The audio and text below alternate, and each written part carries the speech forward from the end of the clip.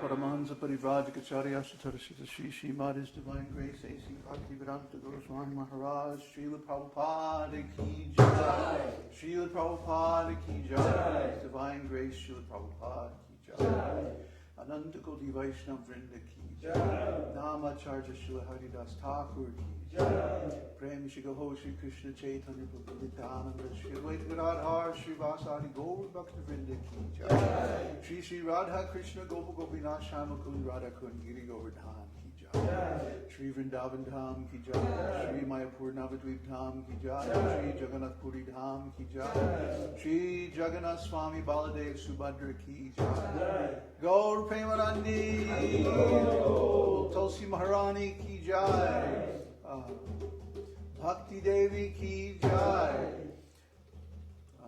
Vrindavan Nanda Maharaj Ki Jai Gaur Premanandi. All glories to the assembled devotees. All glories to the assembled devotees. All glories to the assembled devotees. All glories to Shri Shri Guru Gauranga. All glories to the Guru Prabhupada. Hari Bol.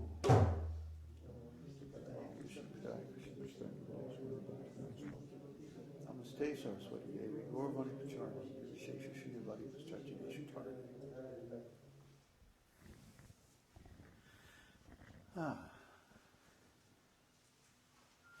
Hare Krishna.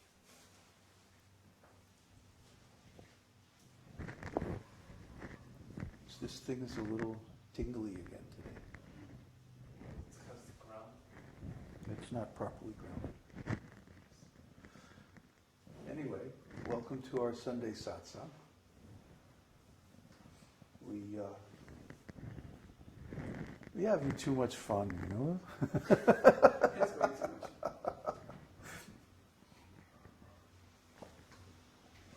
This is a lot more fun than trying to churn the material world looking for sense gratification. And where do these leaves come from? Demigods showering flowers again. Anyway, here we are in Santiago, and today is going to be the second part of our discussion of the elements of bhakti as described in my book, Sri Bhakti Nirukti. This is a work in progress. It's not published yet, so you're among the first to hear about these things. So today let's look at the next term after Uttama Bhakti. I think if you're on the DimDim conference, you can zoom in on the document and check out Swarupa Lakshana and Tatashta Lakshana. A Swarup means the original form. Rupa means form, and Sva means the original or essential, ultimate, the core. So the core or the essential or intrinsic characteristics of something are called the Swarupa Lakshana. Lakshana means qualities, or the ontological categories to which a thing belongs. So Swarupa Lakshana refers to the intrinsic characteristics, and Tatashta Lakshana means the extrinsic characteristics or the boundary characteristics. Everything has a boundary between the thing itself and what is not the thing. In human life we call this ego.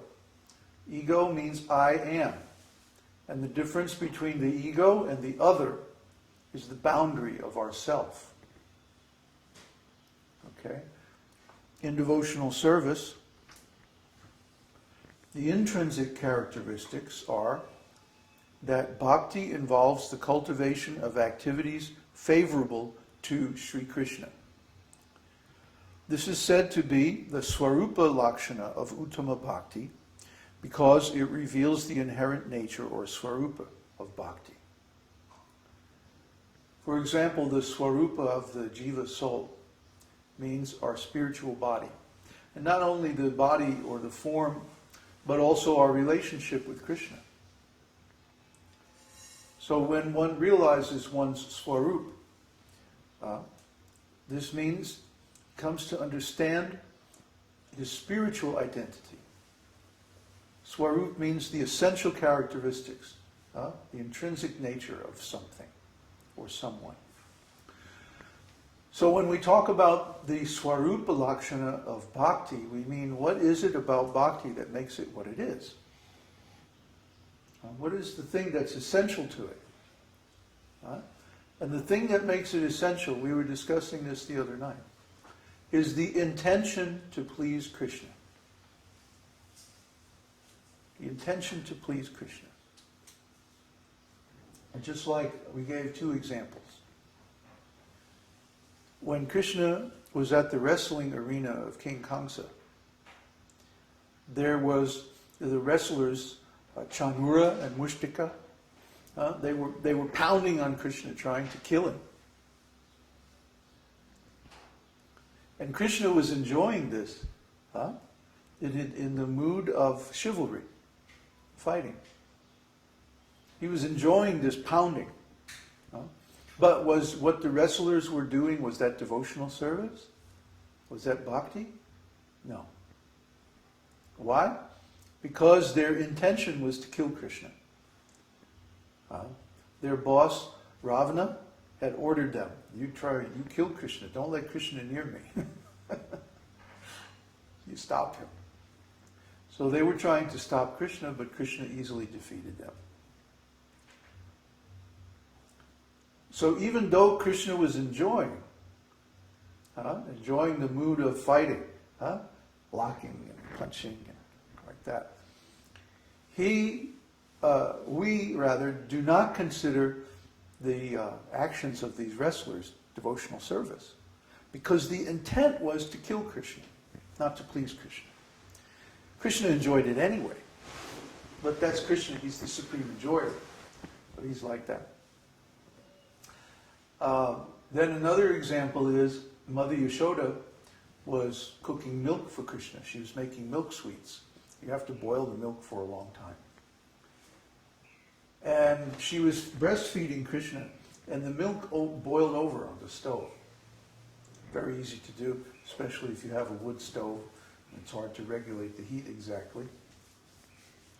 So Mother Yashoda put baby Krishna down and went over to the stove to take care of the milk. And Krishna became very angry, began to cry and scream. And then later on he did so much mischief because he was in an angry mood. He wasn't pleased at all. So was that devotional service? Was that bhakti? Yes. Because Mother Yashoda's intention was to please Krishna by making him milk sweets. See? She had no ill will towards Krishna by putting him down and going to the stove. There was no intention to do anything but please Krishna. So even though Krishna wasn't pleased, still it was devotional service, because the intent was there. Now that doesn't mean that we can do any nonsense. And if we intend to please Krishna with it, that will be devotional service. No. There's still 10 offenses to the holy name. There's still so many offenses in deity worship, offenses to the devotees, and so on. We have to avoid those. But our intention has to be to please Krishna with every activity. That's Uttama Bhakti. When we are engaged in devotional service, even on the level of karma yoga, which is just taking our worldly activities that we're going to do anyway for the maintenance of the body, and doing them for Krishna instead of for ourselves. Still, this can be considered Uttama Bhakti if our intention is purely to please Krishna. See? Arjuna, for example, was a great warrior, great fighter. He could fight with 10,000 men simultaneously, or more. And because of this, he was considered a great hero. But He wasn't fighting for himself. He didn't care about this. You see, ultimately, Arjuna is a gopi. See?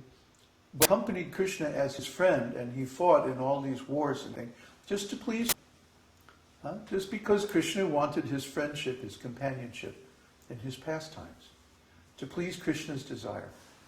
So even though Arjuna became a great king and amassed a huge fortune and got all these mystic powers and celestial weapons and went on all these adventures and conquered so many kings and ultimately wound up, along with his brother Yudhishthira, as one of the emperors of the world, he had no personal desire in doing any of that. This may be hard to understand from the point of